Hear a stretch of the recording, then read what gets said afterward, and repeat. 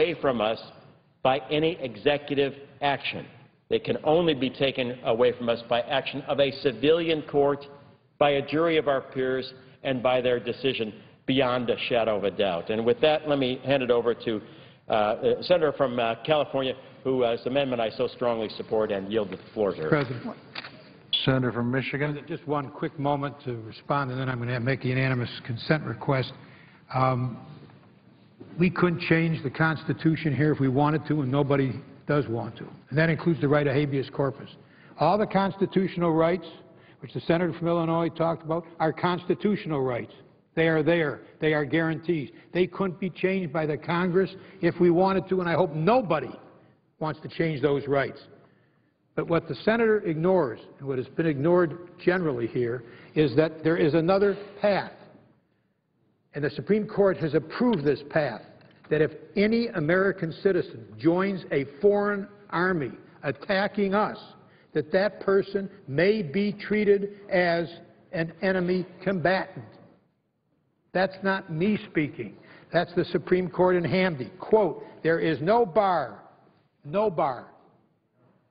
to this nation's holding one of its own citizens as an enemy combatant. You join an army and attack us, you can be treated as an enemy combatant.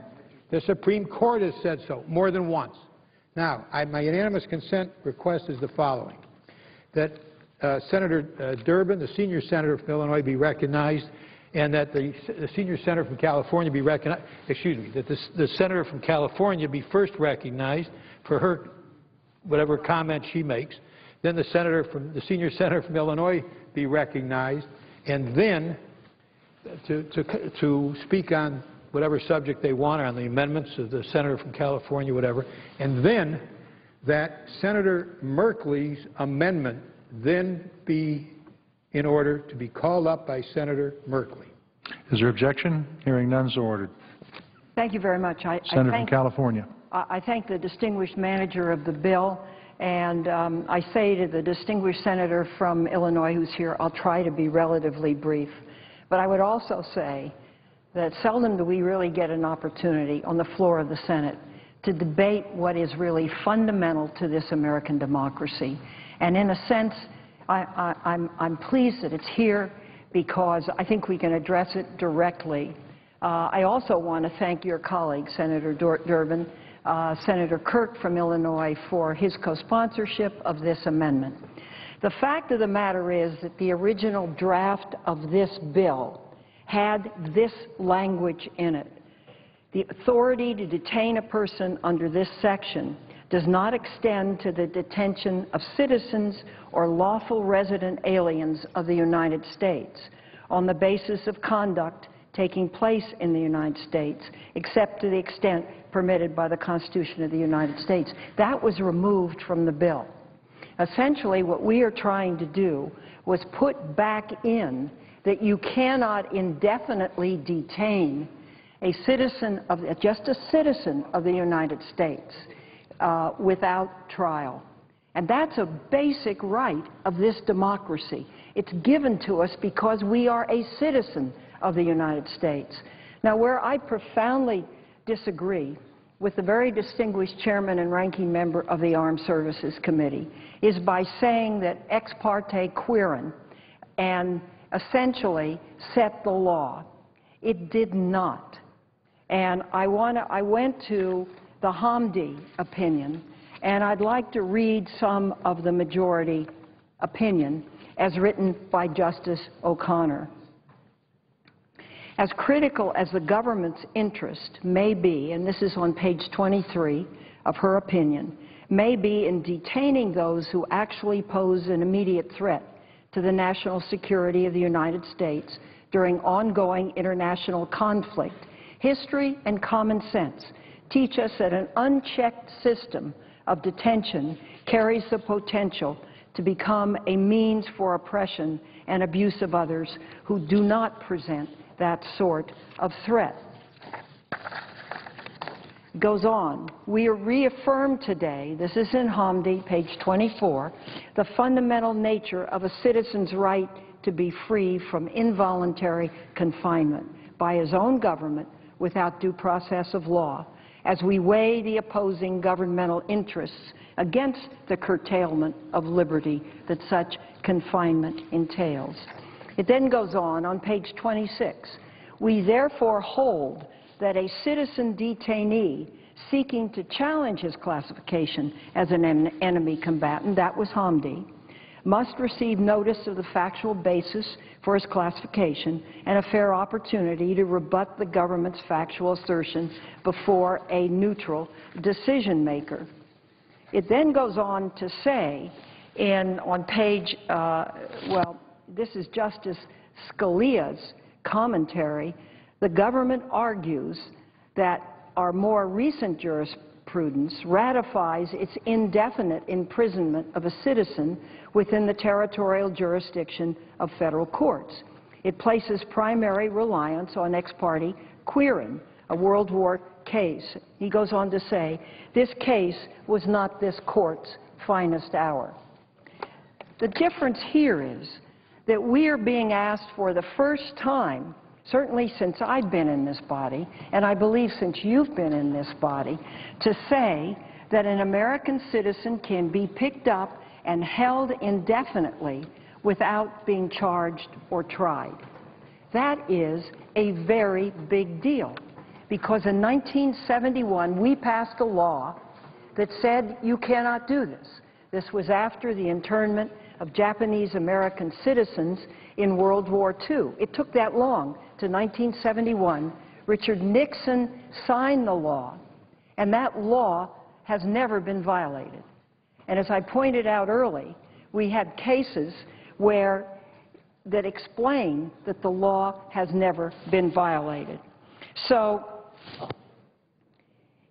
the Quirin case was not whether a U.S. citizen captured could be held indefinitely, but rather whether such an individual could be held in detention pending trial by military commission. So the recent case, well, of course, was Jose Padilla. And there was a good deal of controversy. He was ultimately transferred out of military custody, tried and convicted in a civilian court. So what we're talking about here, and I'm very pleased that Senator Kirk and Senator Lee have joined us as co-sponsors in this, is really the right of our government in a law by Congress to say that you can essentially arrest and hold without trial a citizen of the United States. Now, the case that is drawn, and very well drawn, by the senator from Arizona, the ranking member of the committee, is, well, would you want someone who's an American, who's going to kill our people, bomb our buildings, not to be held under the laws of war? It's a different situation in this nation. What if it's an innocent? What if it's someone in the wrong place at the wrong time? The beauty of what our law does is give every citizen the right of review by a court. And the bill as written would not provide that review. The bill as written would say that an American citizen can be picked up, can be held for the length of hostilities. Is that 5 years, 10 years, 15 years, 20 years, 25, 30 years, without a trial? I say that's wrong. I say that's not the way this democracy was set up, and I say that's totally unnecessary. And you can go back to the shoe bomber as a case in point. You can go back to Abdul Muttalib as a case in point. You can go back to the record of the federal courts in trying people. So I want to thank you for your interest in this. It's very much appreciated. I don't know whether we can win this or not, but I think it's very important that we try. I think it's very important that we build a record in this body, because I have no doubt that this is going to be litigated. And I hope we are successful. I hope we protect Americans' rights. And, you know, as we have occasion to look at people in Guantanamo, we know there are people there that were in the wrong place at the wrong time. If they're going to be held forever, that's a mistake. And we don't want that to happen, same thing to happen to American citizens in this country. I don't see a need for the military to go around arresting Americans. You know, the National Security Division of the FBI now has some 10,000 people. They have 56 offices. They're well equipped to arrest, certainly the Justice Department is equipped to prosecute and also to interrogate. So I am hopeful that we will be able to defeat this, well, pass this amendment, I should say, and change the bill to reflect that Americans are protected from permanent detention without trial. That's all we're trying to do. So I thank you. I thank the chair. I yield the floor. Mr. President. Senator from Illinois. Mr. President, let me say at the outset what an extraordinary job my colleague from California has done. There was a time in American history before law schools when people read the law and practiced the law. You have not only read the law, you have written many laws, and your competence in advocating this important constitutional question has been proven over and over again. So I thank you for having the determination and courage to stand up for your convictions against some who would be critical of anyone who broaches this subject. And it is a controversial subject. We're talking about the security of Americans. We're talking about terrorism, and we all remember just a few years ago when our lives were interrupted, a time when we'll never forget, when terrorists attacked the United States and killed 3,000 innocent American people on 9/11. And we came together in this Congress, Democrats and Republicans, and said, we need to keep this country safe. We never want that to happen again. And we passed new laws suggested by President George W. Bush, enacted by Democrats and Republicans in Congress. We created new agencies like the TSA, Security Agency at airports. We empowered our intelligence branches, which Senator Feinstein has a particular responsibility for as chairman of the Senate Intelligence Committee. We gave them more people, we gave them more technology, we gave them more authority and said, keep us safe. We said to our military, we want you to be the best in the world and continue to be, and we will provide the resources for that to happen. Then we turned, as Senator Feinstein has noted, to the Federal Bureau of Investigation, and we said we are going to dramatically increase your numbers and give you the technology that you need to keep us safe. And here we are some 10 years later, and what can we say? We can say, thanks to the leadership of President George W. Bush and Barack Obama, 9/11 was not repeated, and we never want it repeated. And we can also say that with very few exceptions, in the 10 years since 9/11, that we have done all these things consistent with America's values and principles. Other countries, and you see them even today, faced with uncertainty and insecurity, throw out all of the rules of human conduct, even to the point of killing their own people in the streets to maintain order. Thank God that never has occurred in the United States, and I pray it never will, because those of us who are elected to represent our states here in the United States Senate take an oath that we are going to uphold and defend a Constitution with its values and principles. We understand that taking that oath may mean that we are accepting due process, and due process says a fair day in court for someone accused of a crime. Other countries dispense with that. They don't need a trial. They find someone suspected of a crime, whatever it might be, that person is given summary execution, and that's the end of the story. No questions asked. We don't do it that way in America. We establish standards of conduct and justice, and particularly as it relates to the people who live in America, our citizens and legal residents who are here in the United States. That is what this debate is about. This is an important bill, S. 1867. It comes up every year in a variety of different forms, and we're lucky to have Senator Carl Levin and Senator John McCain, who put more hours into it than you can imagine, to write the bill to authorize the Department of Defense to do its job. It's the best military in the world, and their hard work makes certain that it stays in that position. But this provision that they have added in this bill, I think, is a serious mistake. Serious. Serious enough for me to support Senator Feinstein in her efforts to change and remove the language. Why? First, we know that the law enforcement officials in the United States of America, the Attorney General's office, the FBI, have done a good job in keeping America safe. They have arrested, incidentally, over 300 suspected terrorists in the United States, over 300 of them, and they have tried them in the criminal courts of America, on trial in public for the world to see that these people will be held to the standards of trial as an American citizen. Of those 300, they have successfully prosecuted over 300 alleged terrorists, then incarcerated them in the prisons of America, including Marion, Illinois, in my home state, where they're safely and humanely incarcerated. The message to the world is we're going to keep America safe, but we're going to do it playing by the rules that make us America. And due process is one of those rules. And it has worked. It has worked under 2 administrations.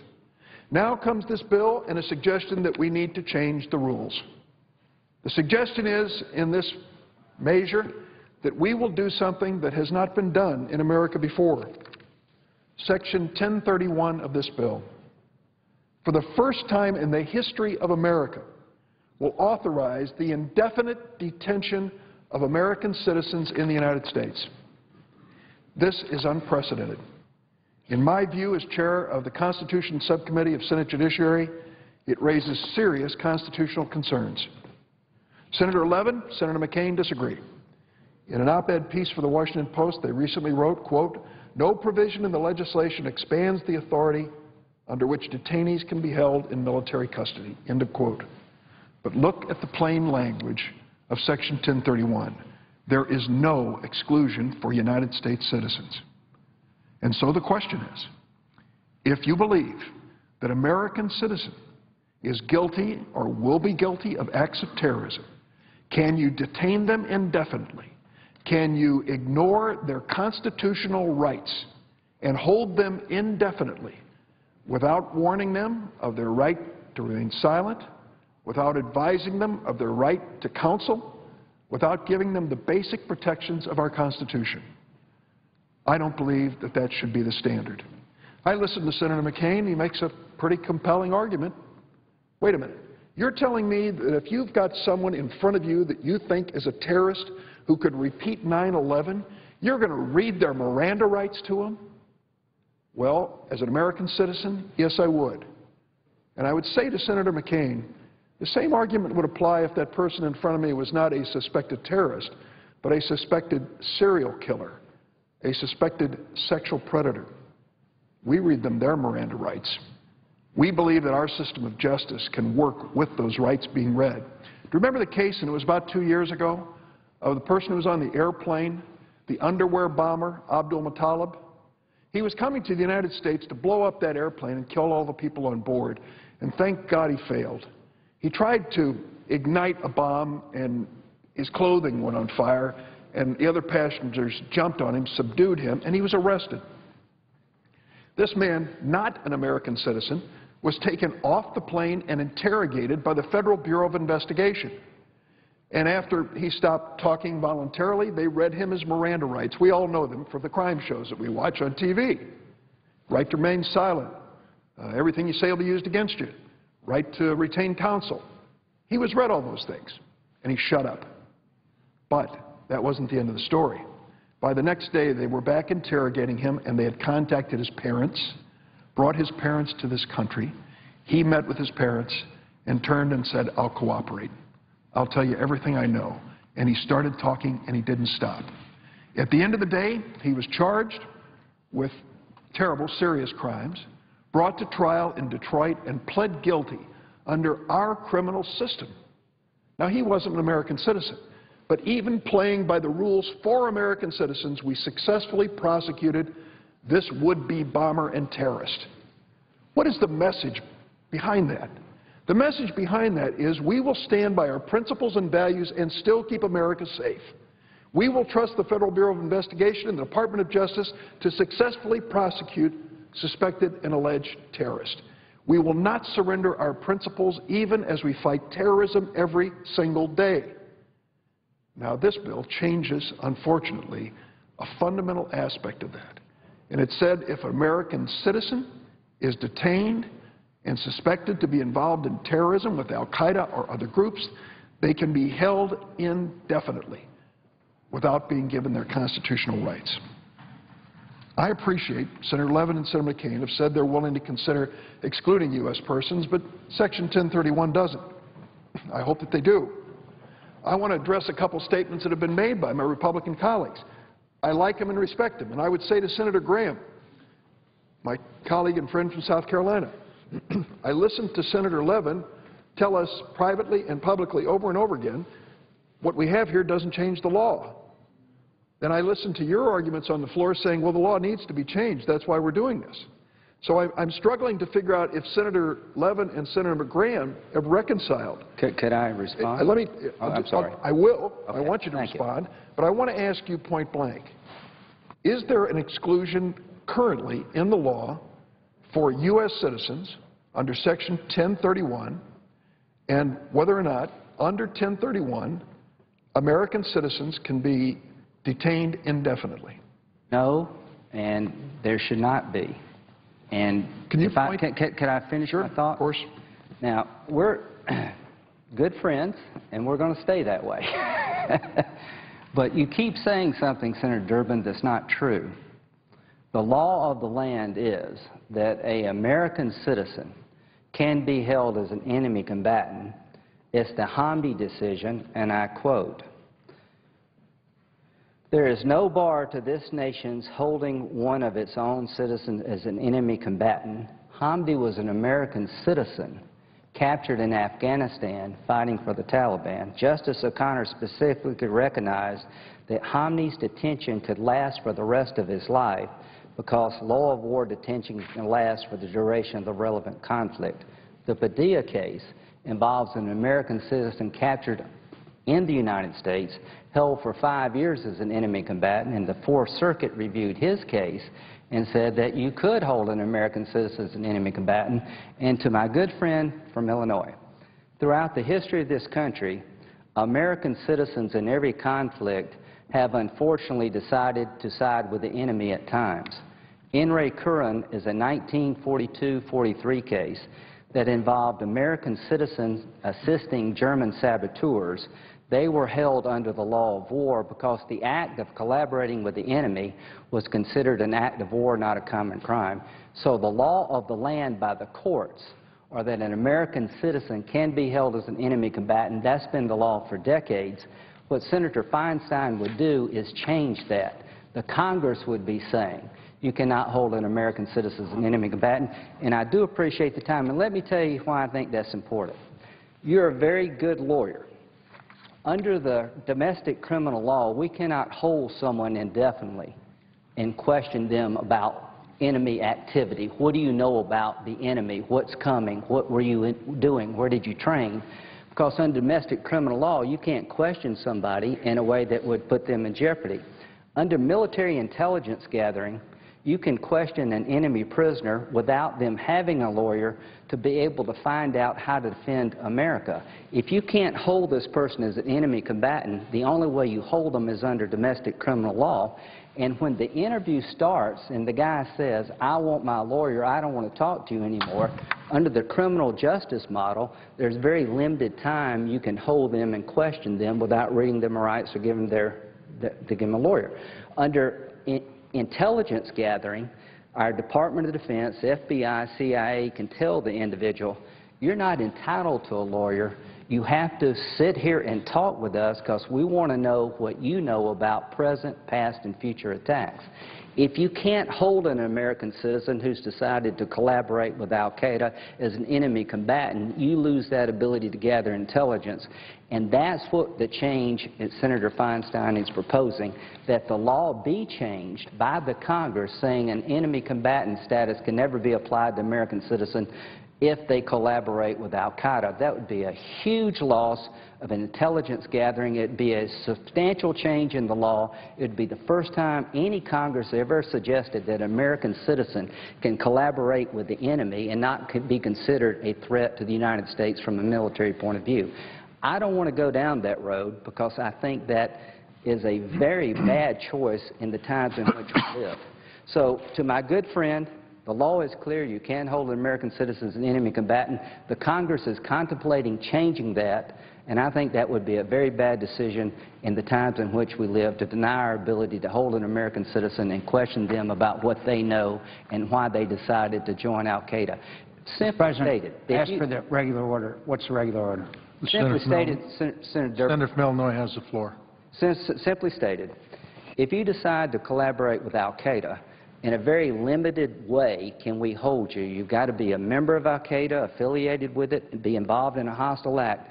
But if you do those things, historically, American citizens who chose to side with the Nazis, in this case the al-Qaeda, have been viewed by the rest of us not as a common criminal but as a military threat. Now is not time to change that. We need that ability to question that person. Why did you join al-Qaeda? Where did you train? What do you know about what's coming next? And the only way you can get that information is to hold them as an enemy combatant and take all the time you need to protect this nation and interrogate. Senator, I'd like to reclaim the floor. Yes, sir. And I'd like the Senator, will you end that with a question mark? Sir. And was I right? I thank my colleague from South Carolina. What you concluded with, though, I think is critical to this conversation. You said the only way to get to the bottom of whether there's an al-Qaeda connection that could threaten the United States is military detention. Well, the Abdul Muttalib case argues just the opposite. It was the Federal Bureau of Investigation that he set before and told all of the information that you've just discussed. May I respond and say you're right? Without losing the floor. I'm an all-of-the-above guy. I believe that military and civilian courts should be used. When an American citizen's involved, you agree with me, military commissions are off the table. So are you arguing that every president should have all the options, criminal courts as well as military commissions and tribunals? Oh, absolutely. Well, what is the difference then with what you're standing for and what is the current situation? From my point of view, our presidents, President Bush and President Obama, since 9/11 have used both with more success on the criminal court side, dramatically more success on the criminal court side. And the obvious question that Senator Feinstein poses, if the system isn't broken, if the system is keeping us safe, if we have success 300 alleged terrorists in our criminal courts and 6 in military commissions, why do we want to change it? Well, and here's the point I'm trying to make. Retaining the floor, well, thank you, but this is a very good exchange. My view is that when you capture somebody here at home and the belief is that they're now part of al-Qaeda, that if you want to read them their Miranda rights and put them in federal court, you have the ability to do that. This legislation doesn't prevent that from happening, does it, Senator Levin? But what Senator Feinstein is proposing is that no longer do you have the option of holding the American citizen as an enemy combatant to gather intelligence, and you don't have the ability to hold them for a period of time to interrogate them under the law of war. And what I would suggest, Senator Durbin, is that the information we receive from Guantanamo Bay detainees have been invaluable to this nation's defense, and to those who believe it was because of waterboarding, I couldn't disagree more. The chief reason we've been able to gather good intelligence at Guantanamo Bay is because of time. The detainee is being humanely treated, but there is no requirement under military law to let the enemy prisoner go at a certain period of time. So if you take away the ability to hold an American citizen who's associated himself with al-Qaeda to be held as an enemy combatant, you can no longer use the technique of interrogating them over time to find out what they know about the enemy. You're worried about prosecuting them. I'm worried about finding out what they know about future attacks, and they're not consistent. You can prosecute somebody. That's part of the law. What you're taking away from us, Senator Durbin, is the ability to gather intelligence, and our criminal justice system is not set up to gather intelligence. I want to reclaim the floor, and okay, I know please. that Senator McCain is anxious for me to conclude. He obviously has something that he wants to do very quickly, but I'll try to do this in appropriate time for the gravity of the issue before us. But to suggest that the only way we can get information about a terrorist attack on the United States by al-Qaeda and other sources is to turn to the military commissions and tribunals and not use the FBI and not use the Department of Justice defies logic and experience. Abdul Muttalib, the underwear bomber, a member of al-Qaeda, foiled in his attempt to bring down that plane, interrogated successfully by the FBI, basically told them everything he knew over a period of time. It worked. To argue that you cannot do this just defies the experience with Abdul Muttalib. And I want to say a word about the Hamdi case. I listened as Senator Feinstein read this Supreme Court decision. I don't think this Supreme Court decision stands for what was said by the senator from South Carolina. I think what he said was inaccurate. I don't believe Justice O'Connor went to the extent of saying you can hold an American citizen indefinitely. And let me also say, when it comes to the Hamdi case, Hamdi was captured in Afghanistan, captured on the battlefield in Afghanistan, not the United States. And Justice O'Connor, in that opinion, was very careful to say the Hamdi decision was limited to, and I quote, individuals who fought against the United States in Afghanistan as part of the Taliban. She wasn't talking about American citizens and their rights. She was talking about this specific situation. Now let's go to the case of Jose Padilla. Jose Padilla is, some argue, is a precedent for the indefinite detention of U.S. citizens. But look at what happened in the case with Padilla. A U.S. citizen placed in military custody in the United States. The Fourth Circuit's Court of Appeals, one of the most conservative courts in our nation, upheld Padilla's military detention. Then, before the Supreme Court had the chance to review the Fourth Circuit's decision, the Bush administration transferred Padilla out of military custody and prosecuted him in an Article III criminal court. So I don't think that Hamdi or Padilla make the case that's been made on this floor. I just want to say that I think Senator Feinstein is proper in raising this amendment. I think that the fact that Hamdi, as a U.S. citizen, but it doesn't stand for the indefinite detention of U.S. citizens as this new law would allow. It troubles me that as good, as professional, as careful as our government has been to keep America safe, we now have in a defense authorization bill an attempt to change some of the most fundamental constitutional principles in America. This bill went through a great committee, our Armed Services Committee, but not through the Judiciary Committee, which has specific subject matter jurisdiction over our Constitution. It did not go through the Intelligence Committee. And, for the record, the provisions in this bill, which some have said are really not that significant, that much of a change, are opposed by this administration, opposed by the Secretary of Defense, Leon Panetta, who received a 100-0 vote of confidence from the United States Senate when he was appointed, opposed by our Director of National Intelligence, who says that these provisions will not make America safer but make it more difficult to protect America, and opposed by the Federal Bureau of Investigation. I entered a letter from Director Mueller in the record yesterday, as well as the Department of Justice. You have to ask yourself, if all of these agencies of government, which work day in, day out, 24/7 to keep us safe, tell us not to pass these provisions because it doesn't make America safer, it jeopardizes our security, why are we doing it? Senator Feinstein has the right approach. Let us try to preserve some of the basic constitutional values here. I think we can. And I hope that my colleagues will take care before they vote against Feinstein, despite the respect which I share and they have for our Armed Services Committee and its leadership. This is a matter of constitutional importance and gravity.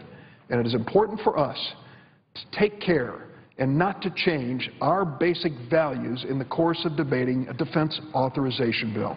Let's keep America safe, but let's also respect the basic principle that American citizens are entitled to constitutional rights. And the indefinite detention of an American citizen accused, not convicted, accused of terrorist activity, the indefinite detention runs counter to the basic principles of the Constitution we've sworn to uphold. I yield the floor. Madam President. The Senator from Michigan. I wonder if the Senator would just yield for a question. Sure. Would the Senator agree that the majority opinion in Hamdi said the following, quote, "There is no bar to this nation's holding one of its own citizens as an enemy combatant." I would respond by saying Justice O'Connor in that decision said, "As critical as the government's interest may be in detaining those who actually pose an immediate threat to the national security of the United States during ongoing international conflict, history and common sense teach us that an unchecked system of detention carries the potential to become a means for oppression and abuse of others who do not present that sort of threat.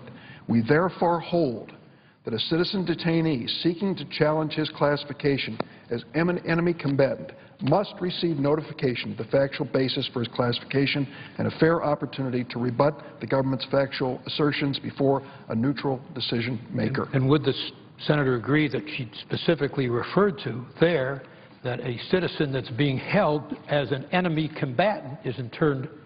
And the distinction which I read it... But excuse me, would you agree that what you read refers to the exact statement of the Justice that a citizen who is held as an enemy combatant is entitled to certain rights? Would you agree then that that by its own terms says that a citizen can be held as an enemy combatant? In the particular case of Hamdi, captured in Afghanistan as part of the Taliban. But would the, and that she didn't say that. She said a citizen, I know what the facts of the case are.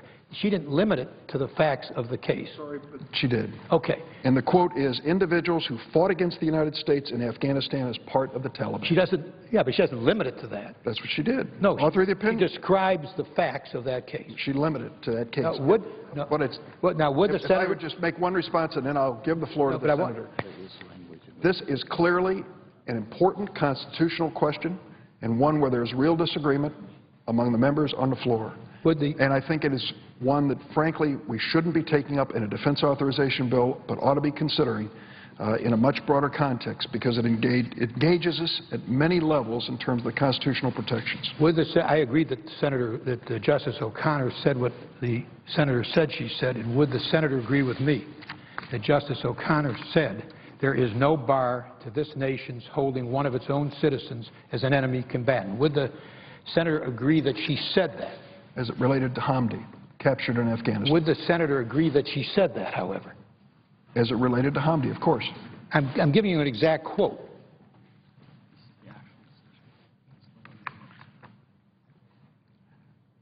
I know the facts of the case I can read the whole paragraph rather than... You already have, given the facts of the case. I understand the facts of the case, that it was somebody who was captured in Afghanistan. My question is, of the senator, would you agree that the Justice O'Connor said, she's talking about this case, of course, yes, that there is no bar to this nation's holding one of its own citizens?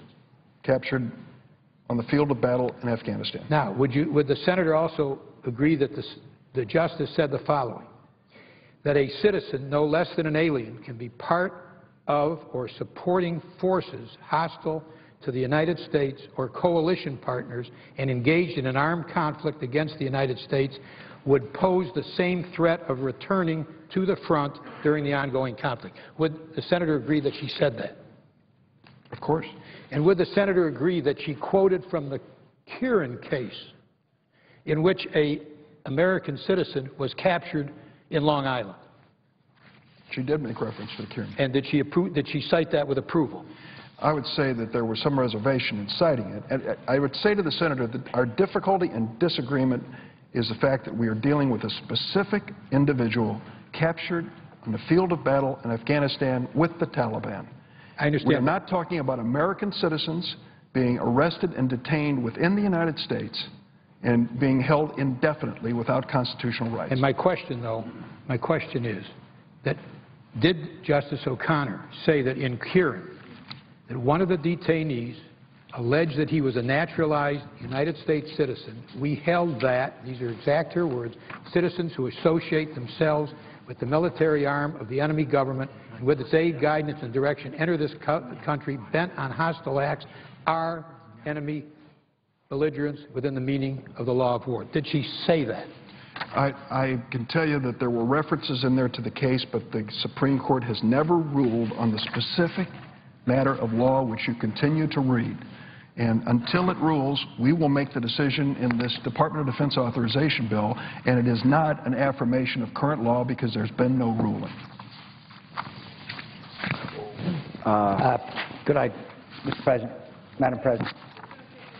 No. Isn't it true that Justice O'Connor was specifically referring to a case of a person who was captured on Long Island? Last I checked, Long Island was part, albeit sometimes regrettably, part of the United States of America. He is quoting with approval from the Kieran case, in which one of the detainees was a naturalized... captured in the United States of America. That is correct. I mean, that's the facts of Kieran. the facts. Madam President? The senator from South Carolina. I'm afraid, Madam President, I'm afraid we have to move to the Merkel amendment, who has been very patient. According to a unanimous consent agreement which was entered into, The senator from Michigan. I understand that Senator Merkley was going to be recognized next to offer his amendment. That was according to the UC. I understand the senator from New Hampshire, I don't know how long needed to make a unanimous consent request. Am I correct? No. Could I'm incorrect. And according to the existing unanimous consent agreement, which could I ask the indulgence from our... The senator from Arizona. Could I ask the indulgence of my friend from Oregon that Senator from South Carolina be allowed 2 minutes and the senator from New Hampshire be allowed 5 minutes? Would that be all right with the senator from Oregon? I thank you for your courtesy. And I say to the senator from Illinois, this is an important debate and discussion. I appreciate your presentation, and I think that a lot of people are getting a lot of good information on this, what is a very complex and very central issue. And I thank the senator from Illinois. Well, thank you. Senator from South Carolina. Thank you. Please understand what you're about to do if you pass the Feinstein Amendment. You'll be saying for the first time as a Congress in American history, an American citizen who aligns themselves with an enemy force can no longer be held as an enemy combatant. The N. Ray Curran decision was about American citizens aiding Nazi saboteurs, and the Supreme Court held then that they could be held as enemy combatants. So as much respect as I have for Senator Durbin, it has been the law of the United States for decades that an American citizen on our soil who collaborates with the enemy has committed an act of war and will be held under the law of war, not domestic criminal law. That is the law back then. That is the law now. Hamdi said that an American citizen, a non-citizen, has a habeas right under law of war detention. Because this is a war without end, the holding of that case wasn't that you can't hold an American citizen, is that you have a habeas right to go to a federal judge, and the federal judge will determine whether or not the military has made a proper case.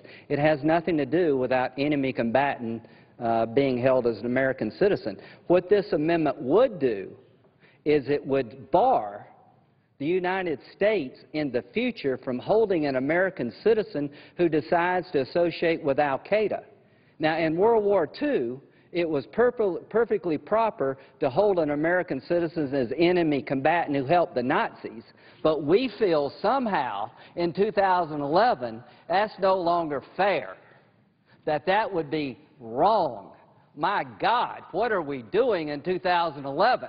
Do you not think al-Qaeda is trying to recruit people here at home? Is the homeland the battlefield?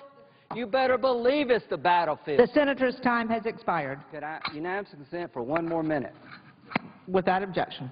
That's the point. Why would you say that if you're in Afghanistan, we can blow you up, put you in jail forever, but if you make it here, all of a sudden we can't even talk to you about being part of al-Qaeda? What a perverse outcome to say if you make it to America, you're home free. You can't be interrogated by our military, our CIA. You get a lawyer, and that's the end of the discussion. That's what you would be doing. That's crazy. No Congress has ever decided to do that in other wars. If we do that here, we're changing the law in a way that makes us less safe. That's not going to be on my resume. It is not unfair to make an American citizen account for the fact that they decided to help al-Qaeda to kill us all and hold them as long as it takes to find intelligence about what may be coming next.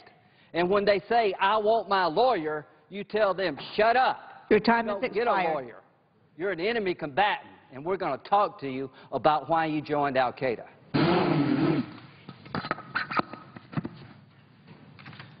Madam President. The senator from New Hampshire. Thank you, Madam President. I rise also in opposition to the amendment offered by Senator Feinstein, and I certainly appreciate the comments from my colleague from South Carolina. It would lead to an absurd result that if we were in a situation where an American citizen became a member of al-Qaeda and from within our country attacked Americans, and we could not gather the maximum amount of information from them to make sure that we could prevent future attacks against our country, and that's what's at issue here. I want to point out a couple of issues that have not been addressed with respect to Senator Feinstein's amendment, because if you look at the language of that amendment, she says that the authority described in this section for the armed forces of the U.S. to detain a person does not include the authority to detain a citizen of the United States without trial until the end of hostilities. Well, I think that this provision is going to create some real problems for the executive branch. And if I were them, I would be in here raising these issues, because it does not distinguish the language between an American citizen who is captured overseas versus an American citizen captured in the United States of America. So let's use the example of Anwar al-Awlaki. Mr. al-Awlaki, a member of al-Qaeda, was actually killed by us overseas. And so it would lead to the absurd result that we could not detain him to gather intelligence, but we believe that we are authorized. And by the way, I agreed with the administration taking that step to take out Mr. al-Awlaki, who was a great danger to our country overseas. So the language as written would lead to that absurd result, that would tie the administration's hands that they could actually kill these individuals, but you can't detain them under military custody and interrogate them to make sure that we can find out, what do you know? What other attacks are being planned against the United States of America? And also with respect to the language in this amendment, the language itself is a defense lawyer's dream. You can't hold a United States citizen until the end of hostilities. Well, how long can you hold them? I mean, it's not clear. There's no language in that. I mean, this is going to be litigated to heaven, and this is an area where our intelligence professionals need clarity. This is going to create more issues for the executive branch in an area that needs clarity and where there needs to be some identified rules, and they have to be focused on gathering intelligence to protect Americans. Senator Durbin has cited the Abdul-Muttalib case on numerous occasions as a way that is a great case, as an example of how we can gather intelligence from enemy combatants to protect America. Let's review the facts of that case again, okay? 50 minutes into the interrogation, he is told, you have the right to remain silent. He exercises that right because he is given Miranda warnings, and it was only 5 weeks later that we were actually able to get through the Miranda warnings after we went to his parents. Is that the type of system we want? What happened in that 5 weeks? What did we lose in terms of information that could have protected America? And if we cannot hold an American citizen to ask them information who has chosen to be a member of al-Qaeda and has participated in a belligerent act against our country, to ask them, what other attacks are you planning? Who are you working with? And how are we going to get information to make sure that, God forbid, we can prevent another 9/11 on our soil, because that's where they want to come here, to the United States of America, and also deal with this issue of homegrown radicals. This amendment, in my view, unfortunately, is going to be a situation where we're opening the welcome mat. If you get to America and you can recruit one of our citizens to be a member of al-Qaeda, then you don't have to worry about them being held in military custody. You don't have to worry about us using our maximum tools to gather intelligence to protect Americans.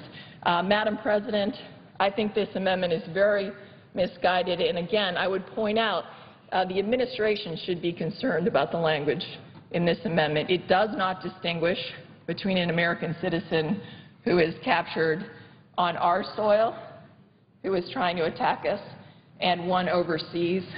But either way, if an American citizen has joined al-Qaeda and is trying to kill us from within our own country, they have become part of our enemy and are at war. First time has expired. Thank you, Madam President. I would urge my colleagues to oppose the Feinstein Amendment. Madam President. The senator from Michigan.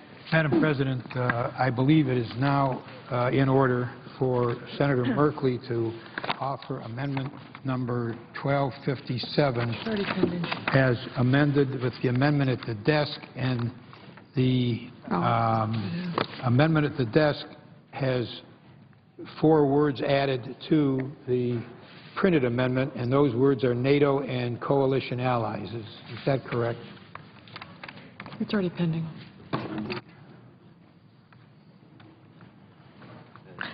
That is correct. I thank the presiding officer, and I yield the floor. Madam President. The senator from Oregon. Madam President, I call up Amendment 1257 under the unanimous consent agreement and as modified, and rise to speak to it. Without objection. Thank you, Madam President. Excuse me, under the previous order?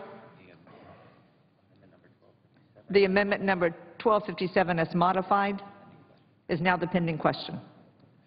Madam President, this amendment requires the President of the United States to develop a plan to expedite the reduction in U.S. combat troops in Afghanistan and to accelerate the transfer of responsibility for military and security operations to the government of Afghanistan.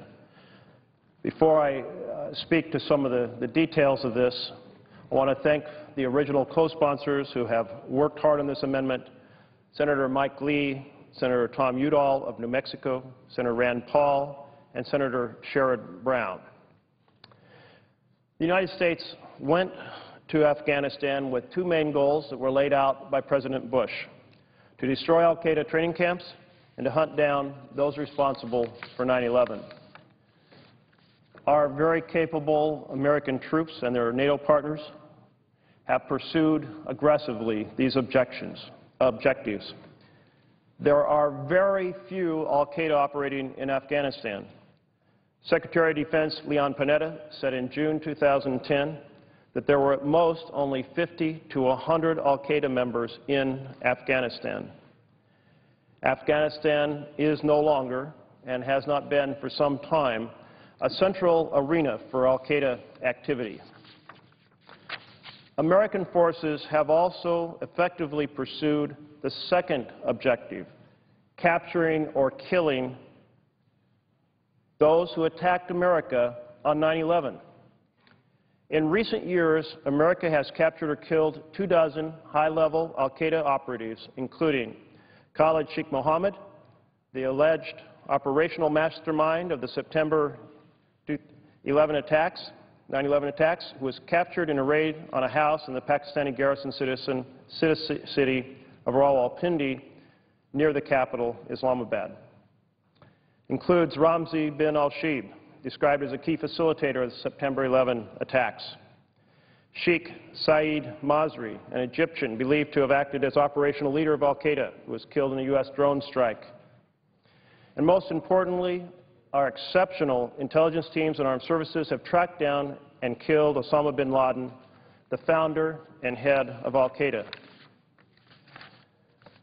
Citizens may fairly ask, and they do ask, given that we have successfully pursued our original 2 missions, isn't it time to bring our sons and daughters home?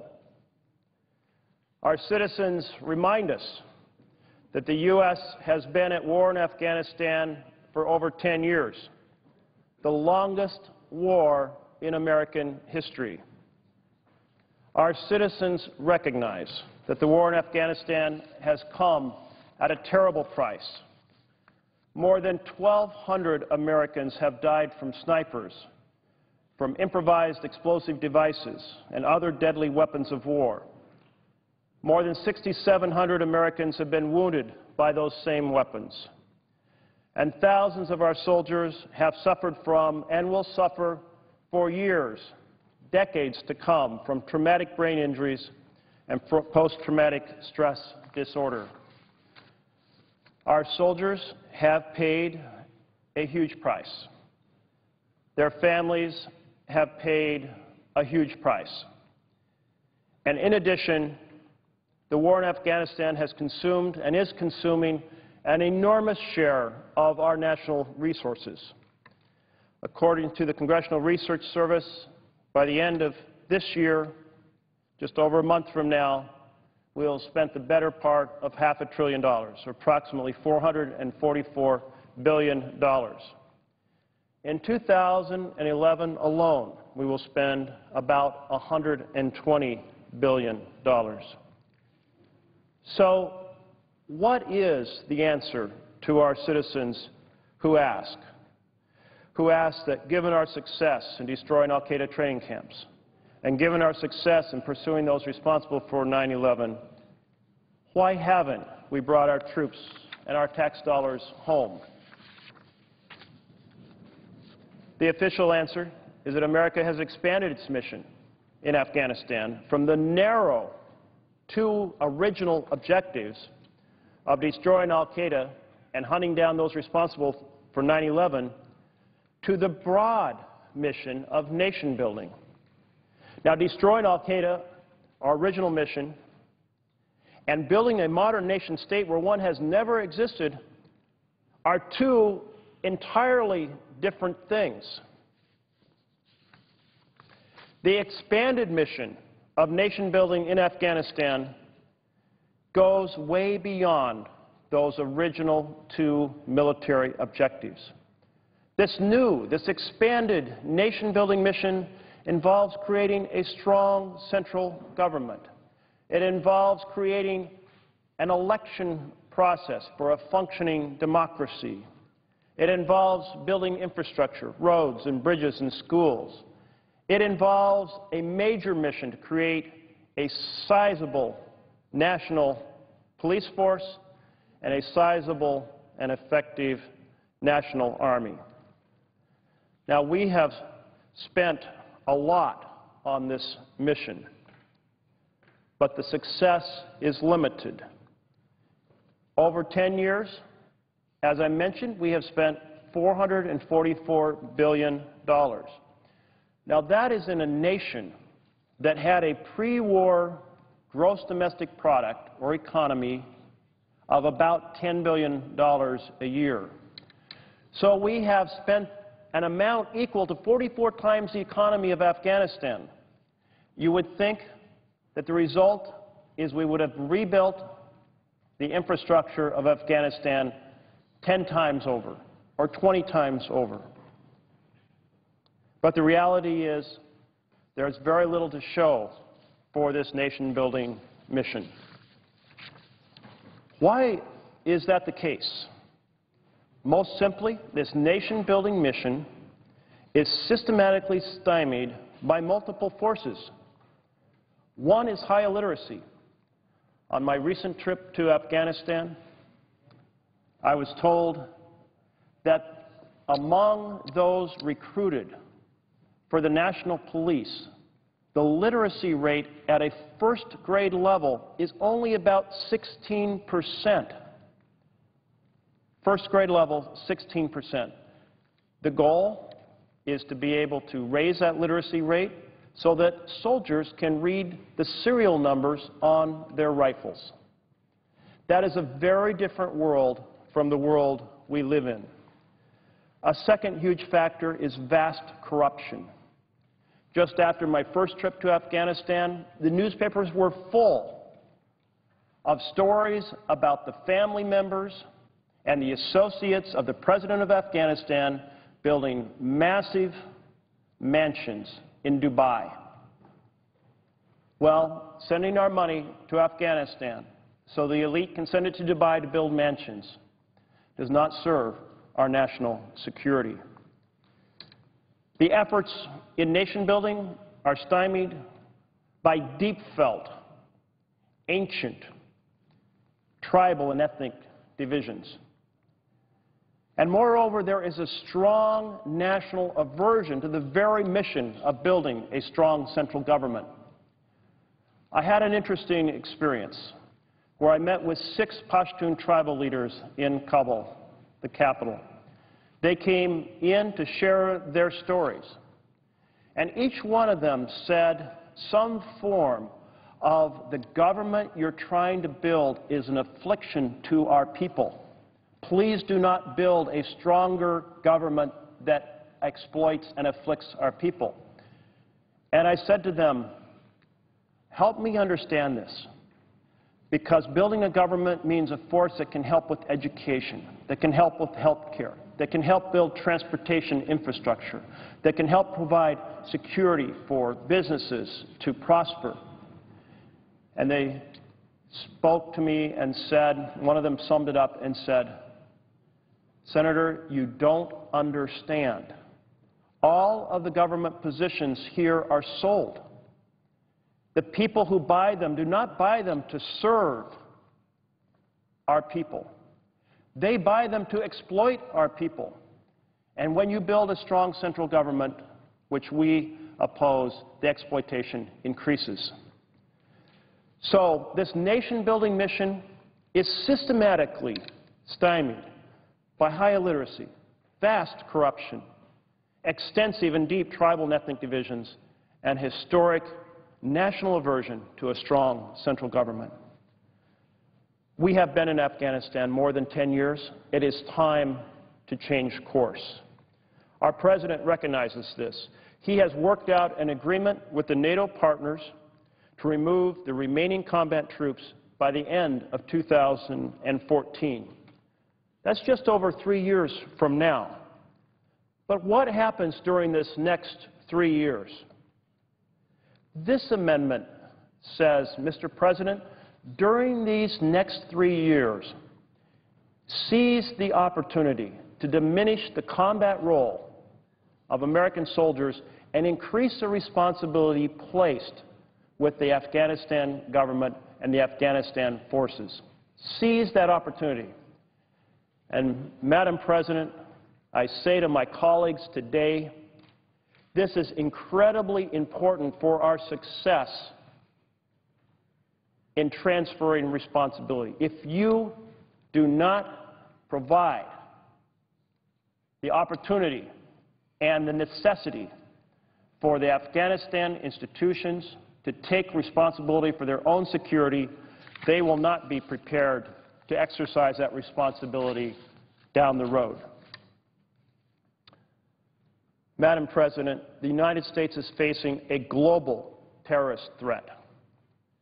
We will be well served by using U.S. troops and resources in a counterterrorism strategy against terrorist forces wherever they may locate and train, wherever in the world they may locate and train. That strategy was highlighted by our pursuit of Osama bin Laden in Pakistan, or more recently, our successful pursuit of Anwar al-Awlaki in Yemen. Our intelligence and our military, the best in the world, have proven without a doubt that they excel at this strategy. Thus, it makes sense to expedite the reduction of U.S. combat troops in Afghanistan and accelerate the responsibility for military and security operations to the government of Afghanistan. And that is what this amendment does.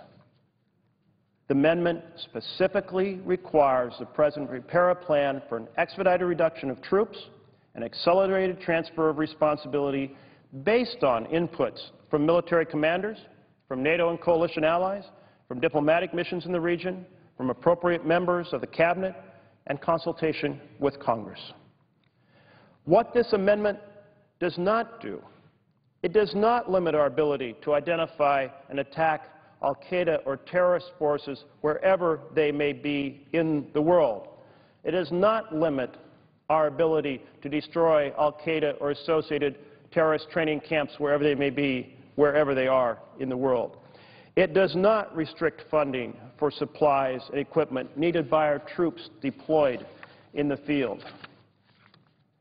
Madam President, if our national security is well served by taking the fight to al-Qaeda wherever they are, if our nation-building strategy in Afghanistan is confounded by illiteracy and corruption and cultural opposition and tribal and ethnic conflicts, if our national resources are needed in that global anti-terrorism strategy and are needed as well for nation-building here at home, if our men and women have suffered enough on Afghan soil, then we should encourage our President to seize every opportunity over these next 3 years to reduce our forces in Afghanistan and to transfer security responsibilities to the Afghan government.